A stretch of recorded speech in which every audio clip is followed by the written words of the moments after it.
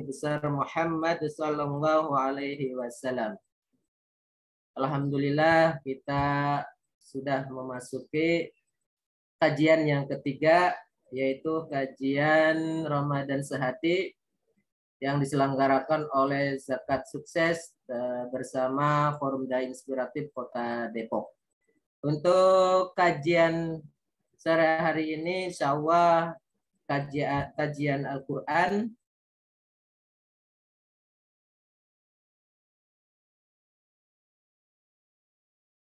nanti menyampaikan materi mengenai Al-Quran dengan tema membangun keluarga Qurani. Mari sebelum kita mulai, saya izin untuk membacakan susunan acara pada kajian pada sore hari ini. Yang pertama yaitu pembukaan, nanti yang kedua dilengkapi dengan tilawah Al-Quran. Yang agenda selanjutnya yaitu pemaparan materi, penyampaian materi. Yang berikutnya tanya jawab, penutup, dan nanti ada dari Zakat Sukses. Untuk memanfaatkan waktunya, mari sama-sama kita buka kajian sore hari ini dengan melafalkan lafal basmalah. Bismillahirrahmanirrahim.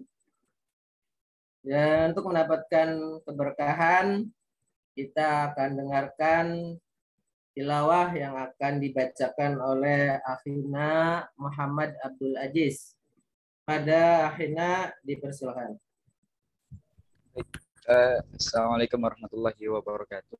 Waalaikumsalam. Suara Anda jelas? Jelas.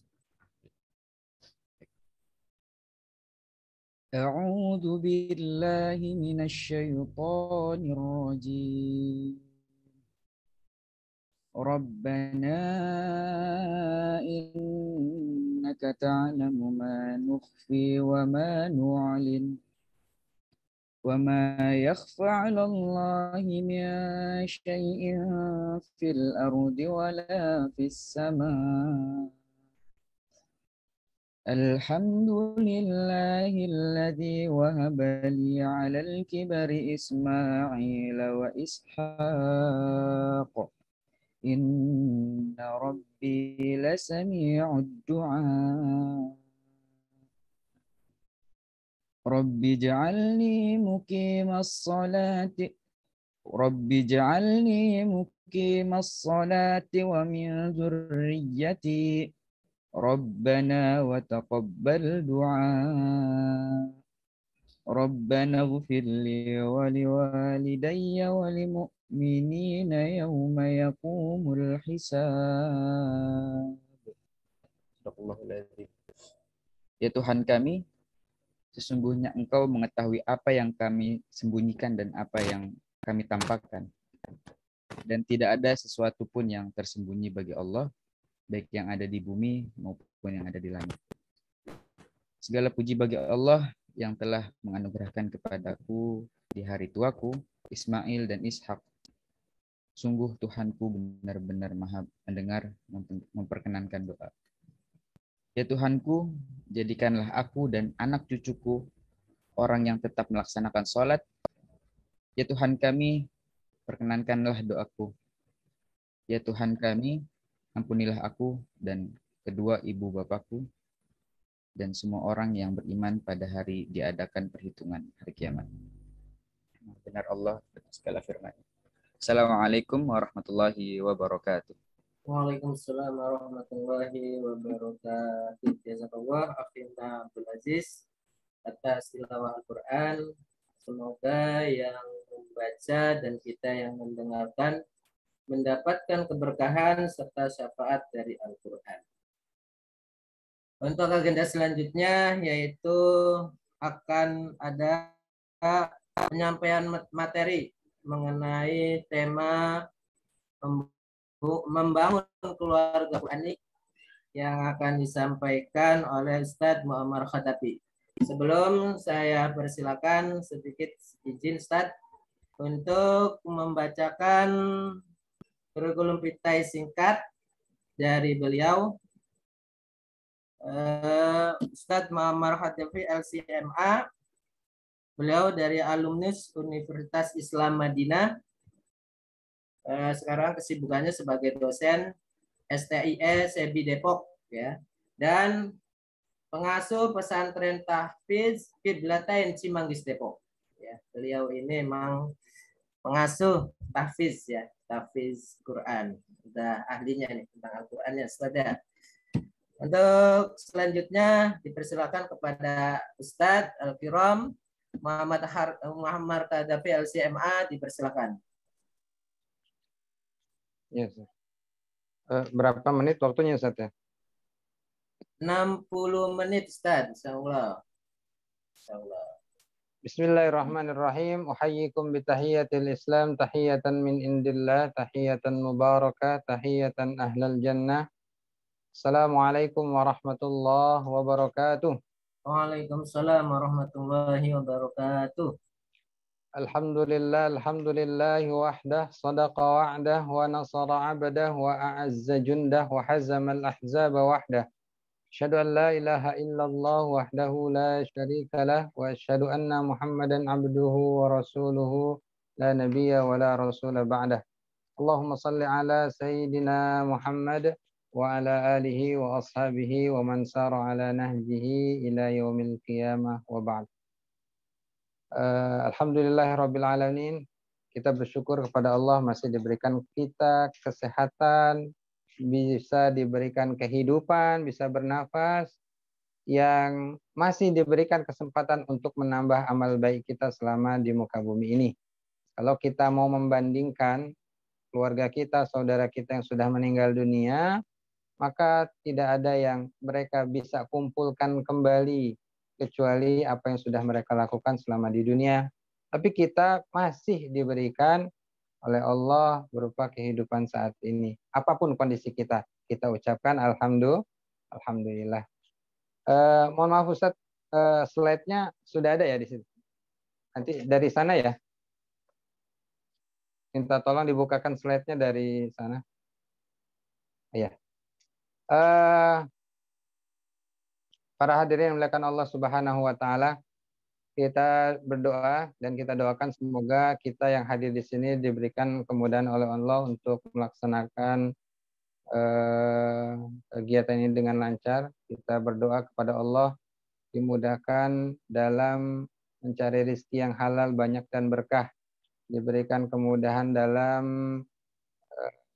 membina keluarga yang harmonis, diberikan keturunan yang soleh dan soleha, diberikan kemudahan oleh Allah untuk menjadikan kita sebagai ahlul Quran, diberikan kemudahan oleh Allah bagi kita yang memiliki hutang agar hutang-hutang kita terlunasi segera. Karena sehebat apapun kita, ya, sealim apapun kita, kalau meninggal masih meninggalkan hutang, maka ruh kita belum bisa diterima oleh Allah Subhanahu wa taala. Maka kita berazam, saya tidak akan berhutang kecuali terpaksa. Nah, kategori terpaksa ini benar-benar nggak ada sama sekali, barulah pinjam. Kalau masih bisa untuk disyukuri, masih bisa makan, coba untuk tidak meminjam. Kemudian kita berdoa semoga kita dimudahkan oleh Allah melaksanakan haji dan umroh, dan khususnya kita semua bisa diakhirkan hidup kita dalam keadaan husnul khotimah. Amin ya rabbal alamin. Para hadirin yang dimuliakan Allah Subhanahu wa taala, tema kita kali ini adalah membangun keluarga Qur'ani. Ya, membangun, kata-kata kita cerna dulu, membangun keluarga Qur'ani. Ya, pasti banyak mungkin yang hadir di sini hadir karena judul. Saya juga pengen nih membangun keluarga Qur'ani. Ya. Nah, para hadirin dimuliakan Allah Subhanahu wa taala, terkait masalah Al-Qur'an, Al-Qur'an adalah kitab suci yang Allah berikan kepada umat Islam. Umat Islam, dan umat Islam itu bangga dan kita pun bangga. Kalau dikatakan apakah kita cinta terhadap Al-Qur'an? Jawabannya ya. Apakah kita bangga terhadap Al-Qur'an? Jawabannya ya, bangga. Tapi realitanya ya, jauh apa yang dikatakan, jauh dari apa yang dirasakannya. Gitu. Yang dikatakannya iya, tapi ya Allah sekarang jauh sekali dengan nama-nama Al-Quran. Bisa baca Quran aja enggak. Ya sekarang itu aneh ya kalau ada pemuda bisa baca Quran itu aneh. Sibuk aja dengan gamenya. Kalau dimarahin untuk sholat nggak mau. Ditegur untuk baca Quran sebentar aja 5 menit juga nggak mau. Ya nggak mau juga karena nggak bisa. Gitu. Para hadirin muliakan Allah, pernah guru saya itu, saya kebetulan dosen di STSEBI, tapi kebetulan SEBI ini mayoritas ya beasiswa dan memang banyak yang hafal Al-Quran. Tetapi silahkan cek, mungkin dari kita ada yang dulu di jurusan umum, pernah kuliah di jurusan umum, kemudian teman-teman kita satu kelas itu, apakah mereka sudah bisa baca Al-Quran? Guru saya pernah menceritakan, saya mengajar di sebuah universitas terkenal di Indonesia, masuk 3 besar. Nggak usah disebutkan, kalau disebutkan pasti tahu. Masuk 3 besar. Ya, kalau dia mengajar di kelas itu, yang bisa baca Al-Quran cuma 3. Yang bisa baca Al-Quran itu pun nggak bagus-bagus amat. Selebihnya apa? Selebihnya nggak bisa. Dan ini realita loh, ini kota. Ya, desa-desa juga banyak. Maka kita pengen, ya sudah disampaikan oleh Allah dan Rasulullah Sallallahu Alaihi Wasallam, kalau orang yang sudah hatinya ya dengan Al-Quran, hidupnya dengan Al-Quran, maka hatinya akan tentram, tenang, bagaimanapun kondisinya, bagaimanapun masalah yang ia hadapi. Para hadirin yang muliakan Allah Subhanahu Wa Taala, kita mau membandingkan nggak nih, gitu ya, antara kita dengan para ulama, lebih berat mana cobaannya? Ayo, lebih berat mana kira-kira cobaan yang Allah berikan kepada kita dengan orang dengan para ulama, Rasulullah dan sahabat? Lebih banyak mana? Ya, jawabannya adalah sesuai dengan hadis Rasulullah, asyaddul bala al-anbiya tsummal amsal tsummal amsal. Yang paling berat cobaannya dalam hidup ini adalah para Rasulullah, ya, para Rasulullah, kemudian para sahabat Rasulullah, ya, al-anbiya tsummal amsal tsummal amsal. Kemudian orang-orang yang mengikuti Rasulullah, atau keimanannya itu tinggi gitu ya, keimanannya dekat kepada Allah. Jadi jangan kira kita mengatakan, oh itu sudah jadi ulama, sudah jadi kayaknya nggak ada masalah tuh. Kita ngelihat tuh para ulama di TV-TV mungkin ya, ustadz atau siapapun juga yang alim-alim, kayaknya mereka hidupnya tentram-tentram aja, enak, adem gitu ya, adem, enak katanya kelihatannya. Tapi di balik itu, kalau kita mau membandingkan masalah yang mereka hadapi dengan yang kita ini yang bukan apa-apa, jauh. Yang membedakan apa? Yang membedakan adalah ya cara mengatasi masalah itu. Nah, para ulama, orang-orang yang soleh, itu dekat dengan Al-Quran. Segala sesuatu ketika mendapatkan masalah diserahkan ke Allah, ke Al-Quran, balik ke Al-Quran lagi, baca Al-Quran, mentadaburi Al-Quran. Selesai. Lah kita, banyak di antara kita dapat masalah, bukan lari ke Quran, tetapi datang ke dukun-dukun, ke orang pintar katanya yang mengaku ustadz. Ya, ini sekarang banyak nih, ya, orang pintar ngaku-ngaku ustadz dengan sorban, dengan pecinya sama persis dengan ustadz gitu. Ya. Baca Quran aja enggak, gitu, enggak bisa. Datang ke Quran juga enggak. Ini yang salah. Wajar di antara mereka ketika gagal bunuh diri karena hatinya enggak dekat dengan Quran. Maka nanti kita ngambil moto, yuk apapun profesi kita, ya, apapun profesi kita, tidak mesti harus ustadz untuk bisa memahami Al-Quran, tidak. Kewajiban kita adalah bisa memahami Al-Quran, baca Al-Quran itu setiap orang Muslim itu wajib. Ya, para hadirin muliakan Allah. Nah, untuk itu, ya, kita sebagai Muslim punya tanggung jawab. Ya, kita Muslim. Kalau mengaku diri kita ini adalah seorang Muslim, maka kita punya tanggung jawab sebagai Muslim. Apa kewajiban kita terhadap Al-Quran? Nih Al-Quran. Ya. Kok itu para ulama itu katanya masalah yang besar, kok adem-adem aja tuh ngadepin masalah kelihatannya. Karena mereka apa? Mereka balik ke Quran. Ada masalah baca Quran. Ada masalah buka tadabbur Al-Quran. Ya Allah, oh seperti ini. Gitu. Ya menghadapi masalah santai, gitu, nggak gerusak-gerusuk. Ya, nah maka tanggung jawab kita nih. Kita pengen menjadikan keluarga kita keluarga Qurani.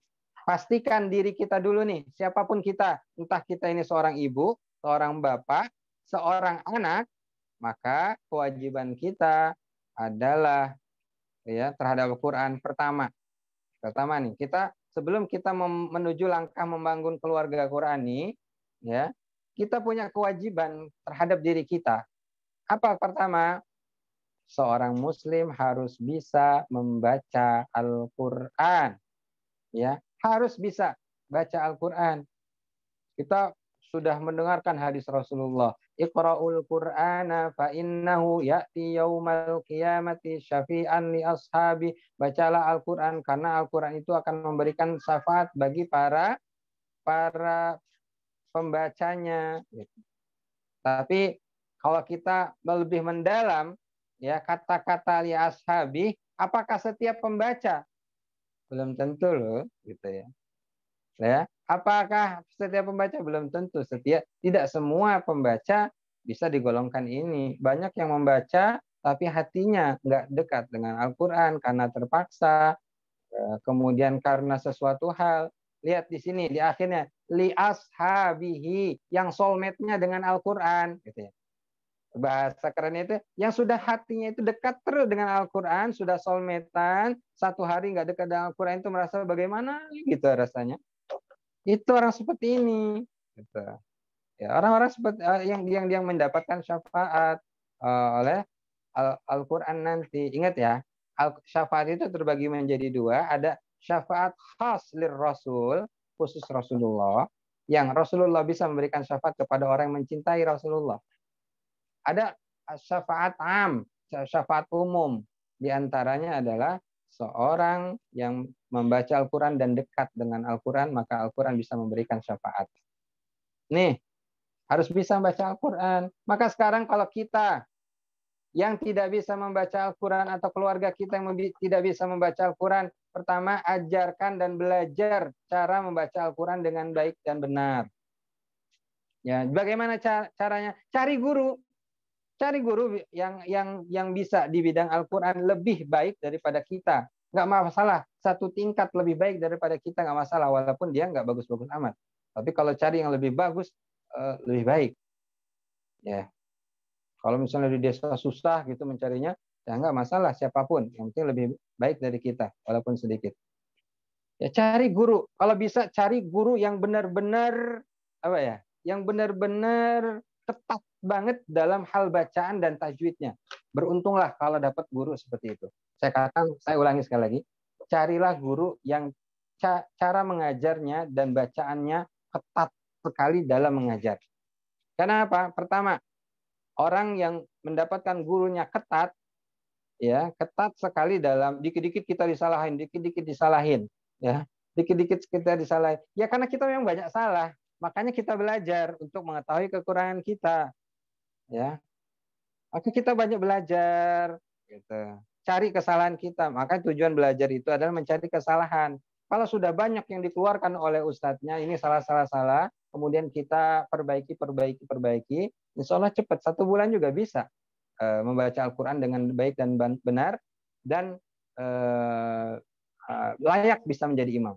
Karena saya pernah mencoba dengan murid saya, benar-benar datang nggak bisa apa-apa, ya. Kemudian 1 bulan layak jadi imam dengan bacaannya sesuai dengan imam-imam syekh gitu, ya. Para hadirin dimuliakan Allah Subhanahu wa taala. Yuk cari guru, jangan belajar sendiri. Saya saat ini, ya, walaupun saya sudah jadi pimpinan kata orang, pengasuh pesantren, saya pun masih mencari guru yang lebih ketat cara mengajarnya ke saya. Dari guru, saya udah pernah belajar ke guru-guru dulu. Sampai saat ini saya pun cari syekh siapa. Oh, saya dapat nih syekh di Mesir, syekh di sini, syekh di sini. Ketat banget. Pokoknya walaupun saya setoran saat ini itu bisa mengeluarkan keringat gitu. Ya, huruf per huruf, sifat hurufnya sampai sedetil itu. Gitu. Yang dulu saya mungkin pernah yang sudah lama nggak mendapatkan guru Quran, ya pasti banyak yang lupa dong, gitu. Ya, yang udah bisa aja pasti banyak yang lupa, apalagi yang nggak bagus-bagus amat cara bacanya, kemudian bangga dengan bacaan Al-Qur'annya, kemudian nggak mau belajar lagi, gitu. Ya, maka pasti banyak kesalahan. Yuk cari guru yang ketat, ya mau mengajarkan kita. Jangan baperan, disalah ngambek, gitu. Disalahin lagi ngambek lagi. Nggak mau belajar lagi dah, gitu sama ustadznya, sama ustazahnya. Nggak kayak gitu, ya nggak kayak gitu. Jadi yang terpenting adalah kita itu harus bisa dulu membaca Al-Quran. Yang belum bisa cari guru. Jangan belajar Quran 1 minggu 1 kali ya. Ya walaupun bagus, lebih baik daripada nggak sama sekali, iya. Tapi diusahakan adalah setiap hari. Ya, mungkin ketemu dengan ustadznya seminggu 3 kali. Oke, paling sedikit seminggu 3 kali lah. Ya, dengan ustadznya. Atau seminggu 2 kali bagi yang sudah agak bisa. Ya, kemudian nanti dengan partnernya harus setiap hari minta pendengarkan kepada guru, kepada adik, kakak, ibu, bapak, saudara, dengarkan bacaan saya sudah baik belum? Itu setiap hari untuk bisa. Jadi ngapain tahsin sampai bertahun-tahun itu ngapain aja? Kalau ada belajar Al-Quran sampai bertahun-tahun, itu ada yang salah dalam cara belajarnya. Saya ulangi sekali lagi. Kalau masih ada yang tahsin katanya, sampai bertahun-tahun, padahal dia mampu ya. Ini bukan kita di luar kategori orang yang tidak mampu. Seperti punya klien mental gitu ya. Itu nggak mampu ya. Yang harus sabar kita. Ya nggak bisa dipastikan. Tapi dia ini mampu loh. Ya sampai tahsin sampai 2 tahun 3 tahun ngapain aja? Kok nggak lulus sih? Rupanya ada yang salah. Rupanya seminggu sekali. Udah seminggu sekali pas waktunya nggak hadir lagi. Nggak serius nih. Lebih baik sebulan tapi sebulan ini full benar-benar gitu ya. Kita tahsin benar-benar. Nah, itu lebih ngefek. Seminggu sekali, 2 minggu sekali, ditambah nggak hadir lagi. Gitu. Mana kita mau bisa? Dalam artian gini, yuk kita ini banyaklah waktu yang kita punya. Ya, yang harus kita kerjakan juga banyak, bukan untuk tahsin saja. Kita juga harus cari maisah, cari apa, cari kegiatan lain, ya. Tapi jangan lupa kita punya tanggung jawab bisa baca Quran dulu. Kita korbankan waktu 1 bulan sampai kita bisa, baru nanti yang karena sudah bisa, ya fokusnya ditambah yang lain lagi. Banyak ilmu-ilmu yang harus kita pelajari. Masa 2 tahun nggak lulus tahsin, 3 tahun nggak lulus tahsin, ngapain aja? Ya, yuk pertama Muslim harus bisa baca Quran.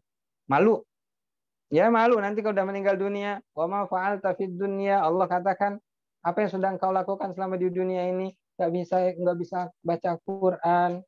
Ya, Allah malu, jangankan Allah, kepada manusia juga kita malu. Ya, apapun profesi kita, mau jadi dokter, insinyur, apapun juga, walaupun kita tukang bangunan bahasa kasarnya, ya, tukang sampah juga wajib tuh kita harus bisa baca Al-Quran. Karena Al-Quran itu yang akan meninggikan kita. Itu pertama. Ya, yang kedua adalah memahami isi Al-Quran. Ya, memahami isi Al-Quran. Kewajiban kita pahami dengan baik dan benar, jangan salah. Cara memahaminya adalah pertama, kalau kita sudah baca-baca, baca terjemahnya dulu. Ya, cara memahaminya. Nanti ketika ada baca terjemah itu ada yang kurang paham, butuh pentafsiran, baca buku tafsir, masih juga kurang paham, tanya ke guru ustadznya yang ahli di bidang Al-Quran. Jangan nanya masalah Al-Quran kepada guru bahasa, nggak nyambung. Atau nanya guru pelajaran matematika, nanya ke guru Quran juga nggak nyambung. Ke guru matematika dong. Ya, letakkan suatu pada tempatnya.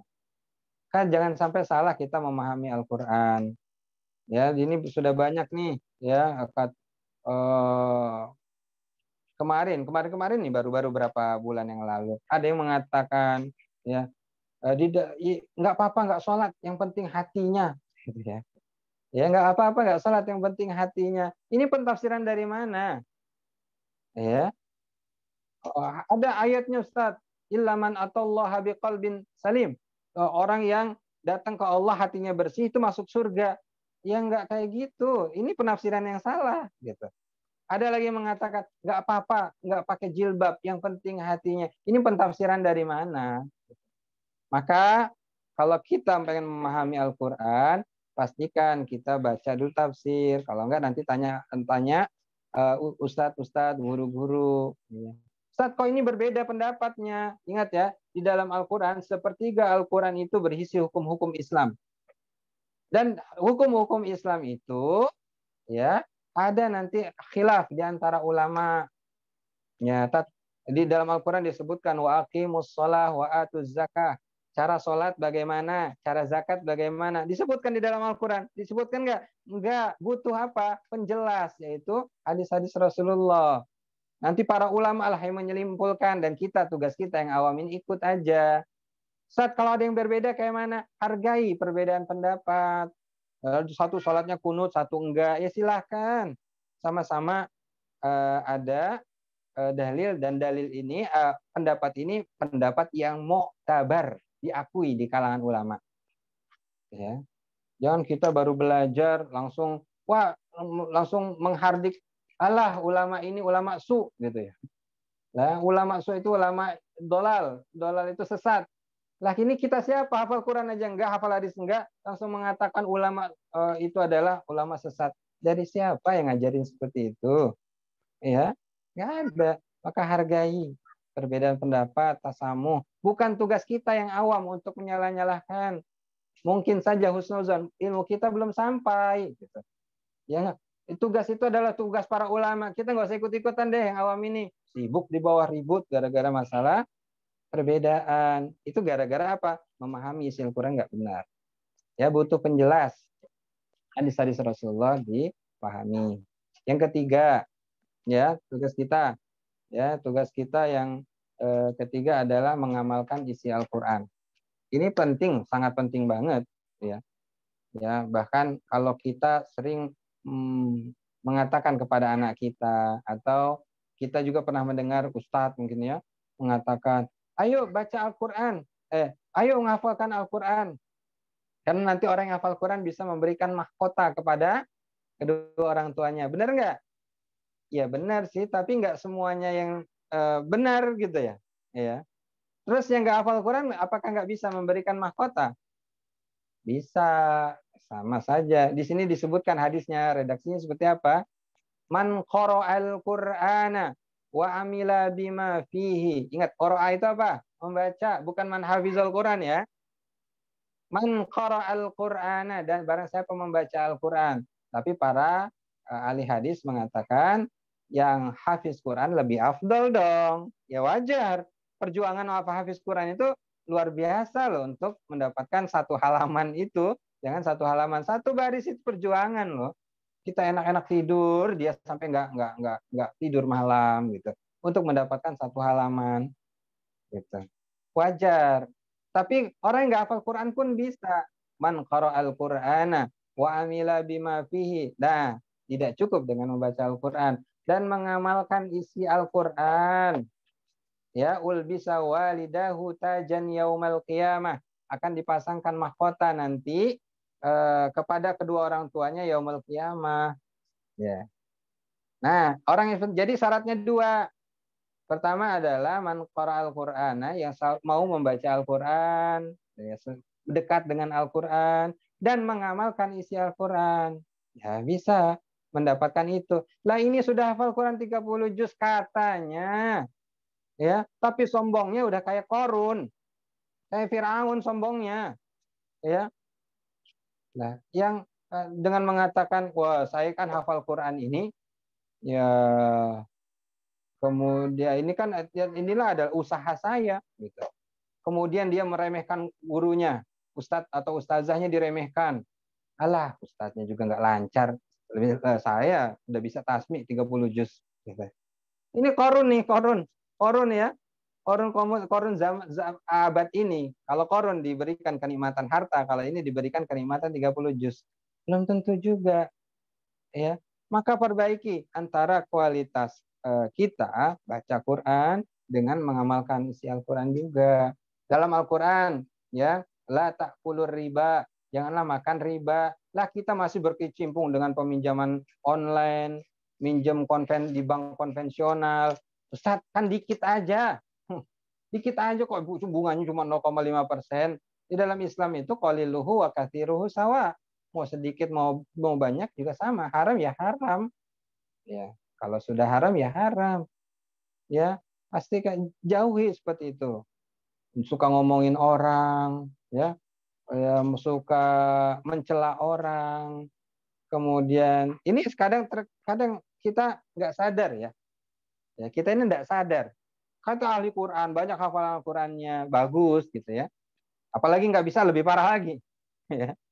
Lebih parah lagi dosanya gitu. Ya. Sudah alim, bagus, tapi kok suka mencela sesama muslim. Celahnya bagaimana? Secara tidak sadar ya. Kita ini kan sekarang ya kayaknya sibuk banget dengan masalah pemimpin-pemimpin. Ya. Pemimpin juga kan sama-sama muslim ya. Walaupun kalian tidak suka, boleh dengan sifatnya. Tapi apakah dengan nggak suka itu kita menyebarkan fitnah? Bolehkah? Tidak boleh. Ya. Kemudian dengan ketidaksukaan kita terhadap pemimpin itu, kemudian kita seenaknya mencela, bolehkah? Nggak boleh. Maka disebutkan dalam Al-Quran, wailul likulli humazatil lumazah. Wail itu sampai disebut neraka wail. Ya, neraka wail, celakalah bagi orang yang suka mencela, mengumpat dari belakang. Ya, dari depan dan humazatil lumazah, ya, dari depan dan dari belakang. Ada yang mengartikan seperti itu. Ya. Nanti mereka itu seperti apa? Sukanya ngumpat. Ada meme-meme biasa ya. Gambarnya gambar pemimpin A. Karena dia nggak suka, kebetulan dapat meme yang mengatakan itu sifatnya fitnahan, menjelekkan orang tersebut. Misalnya gendutlah, kuruslah, kemudianlah menjelek-jelekkan bagaimana, ya. Kemudian kita sebarkan kepada orang lain, sampai orang lain juga, waduh, ini benar-benar pemimpin jelek ini. Ya, ingat, mencela itu kalau benar namanya ghibah, gitu. Kalau tidak benar namanya fitnah. Nah, lebih parah lagi. Maka tahan. Itu juga sifat tercela loh. Ya. Jangan hanya sekedar cuma menghafal Quran, baca Quran, kemudian tidak mengamalkan. Nauzubillah. Ya, maka kalau kita qadarullah, kita melakukan maksiat, maka cepatlah istighfar. Dan ini termasuk orang yang disebutkan di dalam ini. Karena manusia makanul khata' wan nisyan. Manusia itu tempatnya salah dan lupa. Kalau udah salah, lupa, bermaksiat, mencela masih, makan riba masih, langsung istighfar. Insya Allah Allah maafkan. Ya, Allah akan maafkan atas dosa-dosa kita. Asal istighfarnya taubatan nasuha ya. Kemudian yang keempat, menghafalkan. Nah, baru terakhir nih, menghafalkan Al-Quran. Ya, menghafal Al-Quran sedikit demi sedikit. Ya, kita semua itu bisa loh. Ya. Kita semua pasti bisa menghafal Al-Quran. Kalau yang masih normal, pasti bisa. Kecuali dalam tanda kutip yang nggak normal, dalam hatian, punya kekurangan penyakit, ya penyakit apa, punya itu ya nggak masalah lah. Yang penting dia udah berusaha. Tapi apapun kita bisa. Ya, asalkan satu aja. Ya, menghafal Quran itu adalah ya, saya punya moto di pesantren saya, ya, Kiblaten ini. Ya. Luangkanlah waktu untuk menghafal Al-Quran. Jangan mencari waktu untuk menghafal Quran. Beda nggak? Meluangkan dengan mencari. Beda. Ya, meluangkan pokoknya sebelum subuh dan pada subuh, HP nggak boleh saya pegang, dan itu khusus hafal Quran. Nggak boleh saya masak, nggak boleh saya begini-begini. Pokoknya 15 menit ini khusus hafal Quran. Itu namanya meluangkan. Kalau mencari-cari seminggu sekali juga belum tentu dapat. Ya, coba luangkan kita supaya kita bisa menghafal Al-Quran sedikit demi sedikit. Ustaz, saya kan sibuk dari rumah, nggak apa-apa, satu hari satu ayat, satu baris, tambah satu baris, tapi setiap hari ya, istiqomah ya. Nah, butuh pendamping ya. Hafal Quran itu adalah kuatkan niatnya, dan habis itu butuh pendamping, partner. Bukan tidak mesti harus nikah ya. Ya, kalau bisa nikah ya lebih baik. Kalau enggak, partner yang kira-kira kita bisa percaya dia. Laki dengan temannya, perempuan dengan perempuan, dengan temannya, yang sama-sama niatnya itu sama, pengen hafal Quran. Assalamualaikum, Tat. Waalaikumsalam warahmatullahi begitu. Kuatkan. Ya, cari partner. Habis itu buat kesepakatan. Setiap hari harus kita setoran. Kalau nggak setoran minimal satu baris. Ya, minimal satu baris. Kalau kurang satu baris, ya, maka kita saling menghukum. Ya, Ustaz, kejam banget pakai hukuman. Lah di dalam Islam itu juga sama. Maka ada buku namanya At-Targhib wa Tarhib. Targhib itu yuk ngapalin Al-Qur'an, yuk sholat, ya. Nanti kalau sholat akan mendapatkan surga, itu namanya targhib. Tarhibnya apa? Kalau nggak sholat masuk neraka. Itu juga menjadi penyemangat kita. Kalau misalnya kita setoran, ya kita terbebas dari hukuman. Kalau kita nggak setoran satu hari ini, kita denda Rp1.000 per hari, misalnya. Boleh silakan. Atau push up 10 kali. Ya boleh silakan. Kesepakatan aja. Ini yang dari rumah ya, bukan di pesantren. Ya. Para hadirin dimuliakan Allah Subhanahu wa taala, kita semua sama. Ya, dan pasti insya Allah pada waktunya bisa. Apalagi Ramadan ini. Ramadan ini saya baru menyampaikan kepada para pengajar. Ya. Kalian pengajar, saat ini adalah penghafal Al-Qur'an. Sudah selesai 30 juz semuanya. Ada yang kemarin sudah tasmid 30 juz, ada yang 25 juz, ada yang 20 juz satu kali duduk. Jangan sampai hilang nih gitu. Kita sibuk dengan anak-anak kita, ya, tapi kitanya melupakan diri kita, akhirnya kewajiban kita nggak terulang juga. Maka kalian juga walaupun misalnya di dalam mungkin ada tuntutan dari pengajian kita atau tuntutan dari organisasi kita, pokoknya ngafal pokoknya dalam Ramadan minimal 2 kali khatam. Ya. Oh, berubah lagi waktunya ya. Saya udah atur tadi. Baik. Pokoknya kita 2 kali khatam. Ya, itu bagi yang tidak hafal Quran supaya memperbanyak. Tapi kalau yang sudah punya hafalan Al-Quran, punya kewajiban loh. Apa? Menjaga hafalannya. Ya, bagaimana 1 juz itu, ya, bagaimana 1 hari lancar 1 juz. Nggak apa-apa cuma 1 juz. Tapi diulangi sampai 10 kali. Itu seperti baca Al-Quran berapa? 10 juz ya. Ya. Walaupun cuma juz 1, tapi ngulangnya sampai 10 kali, 10 juz, ya itu seperti 10 juz. Pahalanya sama kok. Ya, sama-sama 1 huruf, 10 kebaikan. Ya, man qara'a harfan min kitabillah, ya, falahu asyru hasanat. Itu hari biasa. Kalau Ramadan berlipat ganda. Maka yang penting lancar. Ini kita juga nih yang punya hafalan Al-Quran atau anak-anak kita hafal Quran, yang penting bukan kuantitas, tetapi kualitas. 30 juz yang lancar nggak lancar ya. 30 juz tapi nggak layak jadi iman ya. Yang cari kita itu adalah kualitas. Layak nggak dia ini mengajarkan untuk orang lain bacaannya? Layak nggak dia ini jadi imam dengan hafalannya, kekuatan hafalannya? Hafal 30 juz nggak ada yang lancar, bacaannya nggak layak jadi imam. Apa yang mau dibanggakan? Ya. Ayo semuanya kita ya. Jangan cari cepat-cepatan. Hafal Quran 30 hari. Ya boleh-boleh saja. Tetapi dalam Islam kan sudah diajarkan, ya, al-ajalatu minasyaiton gitu ya. Jangan tergesa-gesa. Santai, serius, tapi dinikmatilah gitu ya. Ya, jadi dinikmati. Dapat 1 halaman, tapi halaman itu mungkin gitu ya. Bisa langsung layak jadi imam. Ngafalin 1 hari 1 juz. Imam nggak bisa gitu karena nggak ada yang lancar, bacaan juga amburadul. Gitu. Apa yang mau dibanggakan? Dinikmati saja menghafal Quran itu. Jangan tergesa-gesa, tapi kita tetap meluangkan waktu. Insya Allah pada saatnya selesai. Baik, masih ada 10 menit lagi. Kita lanjutkan. Itu kewajiban kita ya. Kewajiban kita harus bisa membaca Al-Quran, memahami isi Quran, mengamalkan dan menghafalkan Al-Quran. Sekarang langkah kita membangun keluarga Qurani bagaimana, Ustaz? Gitu. Pertama, ya luruskan niat kita. luruskan niat kita buat apa? Pengen dapatkan ini beasiswa. Salah nih niatnya, harus diluruskan lagi gitu. Saya ngafal Quran dulu salah niat, tapi alhamdulillah Allah luruskan. Saya dulu ngafal Quran pertama kali itu karena ada masalah, kemudian saya ngafal Quran 1 tahun cuma dapat 7 juz saya. Ya, banyak mainnya itu. Ya, ngafal Quran 1 juz 1 tahun cuma dapat 7 juz di pesantren. Banyak mainnya. Ya. Kemudian setelah itu baru saya disampaikan menghafal Quran itu adalah orang-orang pilihan Allah. Ya. Penghafal Quran itu adalah orang pilihan Allah. Ya. Kalau kita, maka jadilah orang-orang pilihan Allah. Nah, kalau kita sudah punya keluarga, kita sebagai anak punya ibu bapak dan adik-adik juga kakak, bagaimana supaya keluarga Qurani? Yuk satu keluarga kita luruskan niat kita dulu.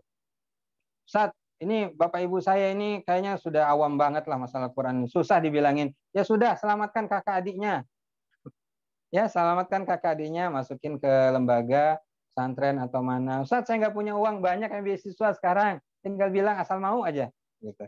Ya, nanti ketika pulang baru murojaah bareng, kemudian sholat bareng dengan keluarga.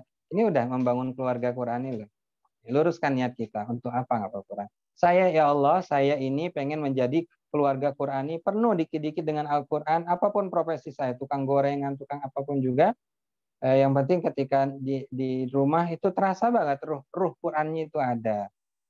Ya, itu indah banget. Ya, indah. Ya, indah itu tenang hati, nggak mesti harus kaya. Yang penting tenang hatinya. Orang kaya juga banyak yang nggak tenang hatinya. Luruskan niat karena Allah Subhanahu wa Ta'ala, bersihkan hati dari sifat yang jelek, buruk-buruk sangka, suuzon, ghibah, ngomongin orang, dendam. Itu insya Allah Allah masukkan surganya. Dan mudah untuk menjadi keluarga Qurani. Ya, walaupun orang keluarga Qurani pun tidak lepas dari omongan-omongan orang yang jelek. Wajar, Rasulullah juga banyak ngomongin dari belakang orang-orang kafir, gitu ya. Banyak yang nggak suka Rasulullah, tapi orang-orang kafir. Yang orang-orang munafik itu nggak suka dengan Rasulullah. Nah, kita yang penting kita udah sesuai, sudah. Ada yang ngomongin ya, biasalah, biarin saja. Ya, biarkan saja. Nanti juga kita berdoa semoga hatinya luluh, mau dekat dengan kita. Kedua, Selanjutnya adalah visi dan misi keluarga itu jelas. Saya pengen membuat keluarga Qurani. Berarti sudah didesain nih. Kalau saya menikah nanti, calon saya ya harus bisa baca Quran, itu wajib. Jangan cuma cantik kaya doang. Ada teman saya dulu pernah mengatakan, nggak apa-apa, yang penting saya milih calon itu cari yang nggak berjilbab, katanya. Dan yang nggak bisa baca Quran, nanti biar saya bisa mendawahi. Kalau bahasa sekarang itu pret gitu ya. Ya kalau ada yang sudah berkeluarga juga susah banget gitu ya. Mengajari yang orang dekat itu lebih susah dibanding kita mengajari orang luar gitu. Mulai dari awal, pokoknya harus bisa baca Al-Quran, apapun profesinya, hatinya bagus, dan sama-sama nanti pengen menjadikan anaknya itu hafal Quran semua, apapun profesinya. Mau jadi dokter tapi hafal Quran, mau jadi insinyur, arsitek tapi hafal Quran. Maka bangun dari sekarang. Dan itu, kalau yang sudah terlambat bagaimana? Ya diniatkan sekarang, diubah visi misinya. Bu, Pak, nanti kalau kita di dalam mengarungi keluarga ini kan pasti ada masalah, ribut, silih paham. Suami istri itu biasa seperti itu, ya. Kalau kita mengatakan kayaknya Ustadz itu adem ayem aja, bohong, ya. Kalau Ustadz itu adem ayem aja nggak ada masalah, bohong. Tapi kalau Ustadz ya atau orang-orang yang soleh itu tahu cara mencikapi masalah karena visi misinya bukan hanya untuk dunia tapi untuk akhirat. Membangun keluarga bagaimana bisa kumpul di akhirat. Jangan nanti suaminya masuk surga, istrinya enggak, atau sebaliknya, atau anak masuk surga, bapak ibunya enggak. Pokoknya sama-sama kita hidup di dunia bareng, di akhirat juga kumpul bareng. Itu visi misi. Ketiga adalah memahami keutamaan Al-Quran. Tolong dilanjutkan ini screen-nya. Ya, ketiga memahami benar keutamaan Al-Quran. Keutamaan Al-Quran ini pokoknya nanti bisa datanglah gitu ya. kepada orang-orang yang ustadz-ustadz Al-Quran di pesantren-pesantren, keutamaan Al-Quran itu besar banget ya. Orang yang sakit bisa sembuh, orang yang ada masalah bisa terselesaikan, hatinya tenang ya, dapat masalah juga tenang. Maka diwasilahkan Al-Quran ini bisa menjadi wasilah ya. Kemudian yang keempat, yang keempat ini penting banget ya. Cara langkahnya adalah menjadi orang tua yang teladan ya, menjadi orang tua yang dan kalau sudah jadi orang tua, maka harus menjadi teladan bagi anak-anak kita. Ustadz, bagaimana nih Ustadz? Saya sebetulnya belum bisa menjadi teladan. Anak saya sudah saya masukkan pesantren, udah hafal Quran. Masukkan SD yang hafal Quran gitu misalnya. Udah punya hafalan 1 juz lah, saya bacaan juga masih amburadul. Kemudian juga nggak hafal Quran. Ketika anak setoran ke saya, saya malu banget, kayak mana Ustadz? Ini saya punya SD TK ya. Saya punya SD TK ketika kita kumpul wali murid, mereka itu pada malu karena setiap hari saya suruh anak-anak itu setoran ke orang tuanya. Ya, ada yang menanya, "Mama nggak hafal Quran ya? Ini juz 30 Mama nggak hafal ya? Kok salah, kok dibenerin?" Malu terkadang gitu. Tapi enggak masalah. Ya. Lebih baik ya kita jangan sampai dua-duanya jauh dari Al-Quran. Yang penting kita, kalau hati kita masih tergugah untuk mau belajar, tandanya kita masih punya hati. Selamatkan anak-anak kita, walaupun kita misalnya tidak hafal Quran, yang penting kita bacaan Qurannya banyak. Ya, kita juga baca Al-Quran juga, jangan nyuruh anak tapi kita nggak baca Al-Quran. Ya walau ngafal, kalau sesibuk orang tua kan sibuk ceritanya. Ya sebisa mungkin lah di depan anak-anak. Yang penting nggak mesti di depan anak-anak, anak di kamar, kita di luar misalnya. Yang penting kedengaran tuh suara dengan bacaan Al-Quran kita. Nanti timbul tuh ketenangan di dalam diri kita semua, di dalam keluarga tersebut. Kemudian yang kelima, jadikan rumah sebagai lingkungan Al-Quran. Bapak, Ibu yang dimuliakan Allah, para hadirin yang di sini, jadikan rumah sebagai lingkungan Al-Quran. Kenapa anak-anak kita dimasukkan ke pesantren? Ya, karena kita merasa lingkungan rumah kita dan lingkungan sekitar kita jauh dari Al-Quran. Maka dimasukin pesantren kan, lingkungannya. Kita mencari lingkungan pada dasarnya yang bagus untuk anak-anak kita. Makanya kalau misalnya lingkungan di rumah itu seperti di pesantren lah, nggak usah dimasukin pesantren, gitu bahasanya. Ya, tapi rata-rata kita kan nggak yakin kan. Maka buat lingkungan kita dengan Al-Quran. Waktu nggak baca Al-Quran, setel murotal Al-Quran. Ya, yang punya TV ya dimatikan dulu lah, banyakin matinya. Kecuali ada berita silahkan. Kalau yang bersifat laun, ya canda-candaan atau sesuatu yang nggak penting, nggak usahlah, cari yang bermanfaat gitu. Ya seperti itu. Ya, dengarkan, dikit-dikit dengarkan Al-Quran. Insya Allah hati pun di keluarga akan luluh. Biasanya ya Pak, walaupun Muslim juga, kalau hatinya lagi keras, diperdengarkan Al-Quran juga merasa gerah tuh. Tapi nggak apa-apa lah ya, supaya jin-jinnya yang menggoda dia pada menjauh. Kemudian yang keenam, selanjutnya adalah banyak berdoa kepada Allah. Ya, khususnya kita banyak berdoa, ya Allah, saya pengen hafal Al-Quran sebelum mati saya. Ini doa terbaikku. Ya, ini bahasanya berpolitik dalam berdoa. Ya, ingat, Allah itu kalau kita yakin dengan Allah itu pasti mengijabah doa kita kan? Ya kan? Ya. Kalau kita yakin dengan Allah, ya Allah saya pengen hafal Quran. Ya Allah saya tidak ingin mati kecuali saya melihat anak-anak hafal Quran semua 30 juz. Insya Allah ijabah. Ya, insya Allah ijabah. Allah itu penerima doa. Asal kita yakin, dan bukan hanya sekedar doa, ada sesuatu yang dilakukan ikhtiar.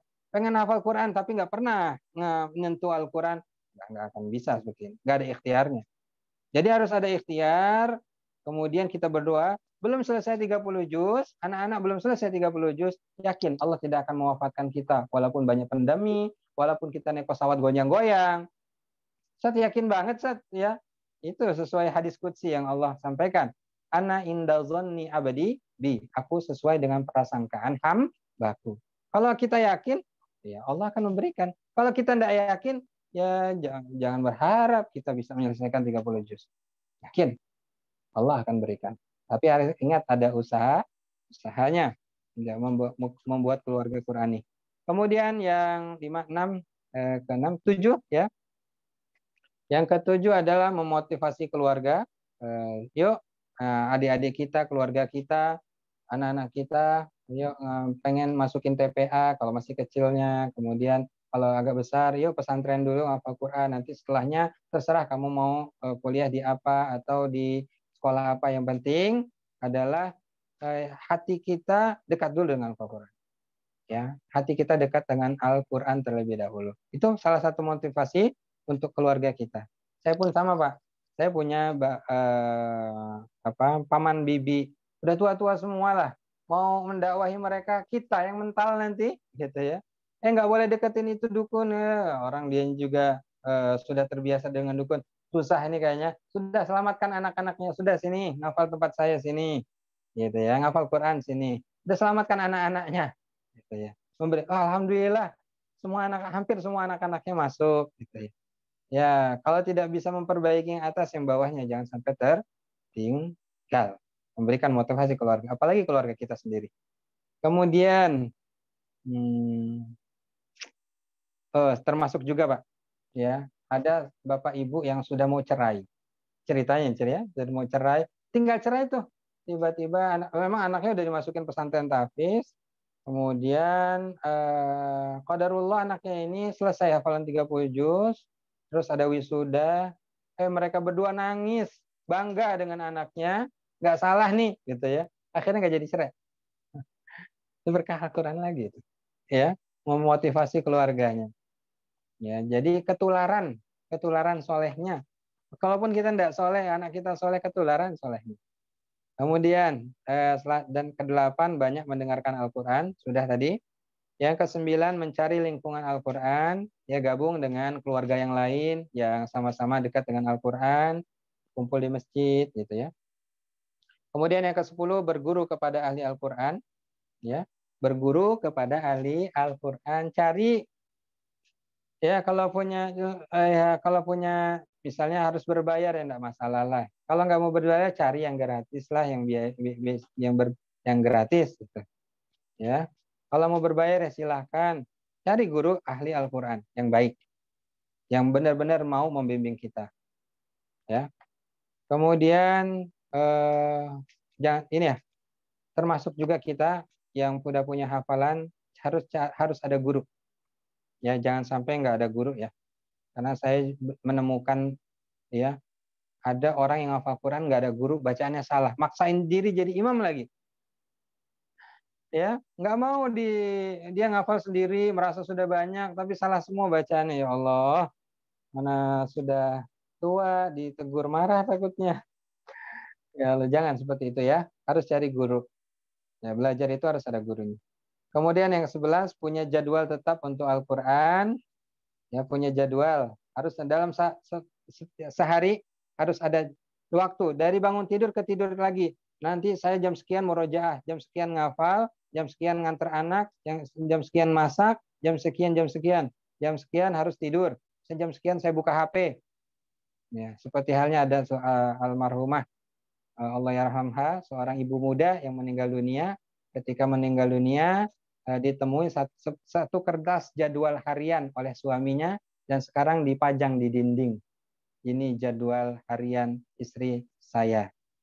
Masya Allah, ini jadwal. Ya, punya jadwal. Kapan saya harus membaca dan menghafal Quran. Kemudian yang terakhir adalah jauhi maksiat. Keluarga kita, kalau mau dekat dengan Al-Quran disebut keluarga Al-Quran, membangun keluarga Al-Quran, jauhi maksiat. Dari TV dulu. Kemudian batasi nonton HP. Ya, saya juga sama. Enggak apa-apa. Awal-awal nangis anak nggak masalah. Kita buat perjanjian, kamu boleh nonton kalau hari Ahad, hari libur. Ya awal nangis nggak masalah, lebih baik nangis sekarang daripada nangis darah nanti. Gitu. Tapi nangis darah nanti, nangis durhaka nanti, lebih baik sekarang. Nggak masalah dah. Gitu. Ya, daripada kita biarkan akhirnya mereka banyak bermaksiat kepada Allah dan kita jun sama jauhi maksiat yang ada di depan mata kita. Barakallahu fikum, sudah maaf nih lewat 5 menit ya tadi 1 jam, kemudian diralat 45 menit. Sekarang udah lewat 5 menit. Semoga kita semua dimudahkan oleh Allah Subhanahu wa taala dan bisa menjadi ahlul Quran. Silakan, mungkin ada yang mau bertanya, silakan. Ya, atau nanti kalau mau main-main ke sini, saya di Mekarsari Cimanggis, silakan datang dengan anak-anaknya, ya cari pengalaman, duduk aja sama ahlul Quran, gak usah nanya-nanya, nggak apa-apa. Kenapa? Itu ruhnya nyampe. Makanya saya juga, saya pribadi Pak, kalau saya ada banyak masalah, saya ke pesantren temen Pak, ke Cianjur gitu ya. Kenapa? Saya ngelihat anak-anak kecil ngafal Quran, timbul semangat saya. Ini saya yang pernah hafal Quran. Begitu juga apalagi kita. Ya, nanti Ustaz boleh nggak nih kemanapun gitu misalnya, rihlah tapi rihlah Quran. Jangan hanya sekedar melihat sungai, lihat apa, tapi di sana datangi pesantren, minap semalam di pesantren di mana, silakan. Wallahu a'lam bishawab. Silakan Ustaz, saya kembalikan, mungkin ada yang mau ditanyakan. Jazakallah Ustaz Muhammad Hadafi atas materi mengenai membangun keluarga yang Qurani, dari mulai memaparkan tentang kewajiban kita sebagai muslim terhadap Al-Quran, dilanjutkan dengan langkah-langkah dalam membangun keluarga Qurani. Insya Allah materinya tersampaikan ya Bapak Ibu, kajian Ramadan sehati. Ini ada pertanyaan di chatbook, Ustadz. Silakan yang mau bertanya sebelum saya bacakan, boleh nanti lewat chatbook. Nanti saya bantu bacakan pertanyaannya. Ini ada satu, Ustadz. Ustadz Afwan mau bertanya, untuk membangun keluarga Qurani bagi yang belum menikah, apakah perlu mencari pasangan hafiz Quran, hafizoh ya, hafizoh? Terus bagaimana jika orang tua bukan hafiz dan anaknya ingin kita jadikan seorang hafiz? Apakah ada kendala dalam perjalanannya? Karena kan biasanya anak melihat orang tuanya, Ustaz. Pertanyaan pertama, Ustaz. Monggo. Ya, pertama, pengen menjadi keluarga Qurani. Pertama, apakah nyari harus hafiz atau hafizoh calonnya? Nggak mesti. Ya, yang pertama dilihat adalah dia bisa baca Quran dengan baik dan tidak. Itu. Kedua, ya, ini kita di luar dari wajah ya. Kalau wajah nggak usah dibohongin memang. Ya, namanya laki itu suka wanita cantik, dan cantik itu pun relatif gitu. Pada wanita pun suka yang laki-laki yang tampan, dan tampan pun relatif. Tapi yang paling terpenting adalah hatinya baik nggak? Itu aja. Secantik apapun, ini yang belum menikah, secantik apapun atau setampan apapun pasangan, kalau hatinya jelek, suka ngomongin orang, suka marah-marah, ngomelnya kelewatan, itu jelek, gitu ya, jelek. Maka cari yang sabar, hatinya bagus, jarang marah, penyabar, kemudian aktif juga orangnya, ya mau sama-sama membangun. Yang paling penting adalah bisa baca Al-Quran. Itu. Tapi kalau misalnya dapat 1 juz, hafalan 2 juz, 3 juz, alhamdulillah lebih baik. Kalau kebetulan qadarullah dapat yang 30 juz, alhamdulillah lebih baik lagi. Tapi yang terpenting hati. Saya katakan, yang terpenting hati dari calon kita. Ya, hatinya sama-sama mau bersemangat nggak sih untuk membina keluarga Islami, dan ya syarat utamanya adalah bisa baca Quran. Syarat utama. Kalau nggak bisa baca Quran, cari yang lain dah. Bahasa kasarnya ya. Cari yang lain. Kecuali apa namanya, memang sudah cinta sekali dan berazam sama-sama pengen gitu ya. Pengen azamnya udah kuat, pengen sama-sama membangun keluarga Qurani, sama-sama pengen belajar, silahkan. Bagus seperti itu. Ya, bagus. Yang penting semangat dari awal, sudah pengen membangun, silahkan. Bukan berarti melarang ya. Ya, tapi kalau dihadapkan dua hal, ya cari yang bacanya sudah bagus. Tapi kalau sudah cinta dan sama-sama berazam tekad, untuk membangun keluarga Kunani ya bareng-bareng. Nanti kalau ada masalah pun ya nggak lama lah masalah itu selesainya. Jangan sampai juga dipecah gitu ya. Nauzubillah. Ketiga, yang selanjutnya adalah bagaimana kalau misalnya anaknya pengen ngafal Quran, ibunya, bapak ibunya tidak pengen tidak hafal Al-Quran. Bagaimana? Ada kendala nggak? Pada dasarnya sama saja. Ya, selama anak itu di pesantren, mau menghafal Quran, mau belajar Al-Quran, sama saja. Saya dari keluarga bapak ibu nggak hafal Quran, ya, nggak ngafal Quran, dan banyak banget keluarga-keluarga di pesantren saya, bapak ibunya bahkan nggak tahu bacaan Al-Quran, gitu. Nggak tahu baca Al-Quran, tapi dengan semangatnya dia bisa menyelesaikan dalam waktu 1 tahun, 1,5 tahun, tergantung kemampuannya. Tidak ada kendala. Yang penting anak tersebut semangatnya kuat. Ya. Silakan selanjutnya. Jazakallah, Sawah menjawab ya. Jawabannya menjawab pertanyaan di kolom chat. Silakan para jamaah kajian Ramadan Sehati, masih ditunggu pertanyaannya ya. Dan diinfokan untuk mengisi presensi ya, daftar hadir yang ada di kolom chatbox ya, untuk kehadiran kajian sore hari ini. Apakah masih ada? Boleh kalau open mic boleh. Boleh pertanyaan langsung open mic boleh, atau lewat kolom chatbox nanti biar saya bantu membacakan pertanyaan Bapak Ibu semuanya. Mungkin alhamdulillah. Mungkin cukup kali Ustaz ya. Udah insya Allah mafhum. Ya insya Allah semuanya paham materi yang disampaikan oleh Ustaz, bisa dipahami oleh para hadirin semuanya. Sebelum saya tutup kajian sore hari ini, yang pertama tadi permintaan untuk presensi kehadiran, segera untuk mengisi presensi kehadirannya, dan mohon dibuka kameranya untuk dokumentasi. Dibuka kameranya untuk dokumentasi kepada operator Bu Salma ya. Apa Mas Alfian? Iya, saya boleh. Silakan lagi dipandu Mas Alfian, silakan. Ya, baik, terima kasih Ibu Juriati yang sudah membuka kamera, Ibu Fadilah, Abinya Rufah, dan Muhammad Ajis, dan Mbak Sofia ya. Ustaz juga terima kasih tadi materinya, sangat luar biasa motivasi. Baik, sebelum kita tutup, saya mau izin dokumentasi dulu ya Ustaz ya. Ya, semuanya madep ke laptop dan kamera masing-masing. 1, 2, 3. Ya, bentar Ustaz, sekali lagi. Gimana ya caranya?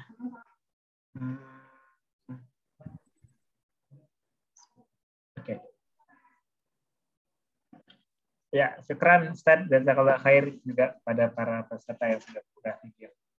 Silahkan lanjut kepada Mas Ben. Terima kasih Mas Alfian untuk dokumentasinya ya. Alhamdulillah kita di penghujung acara.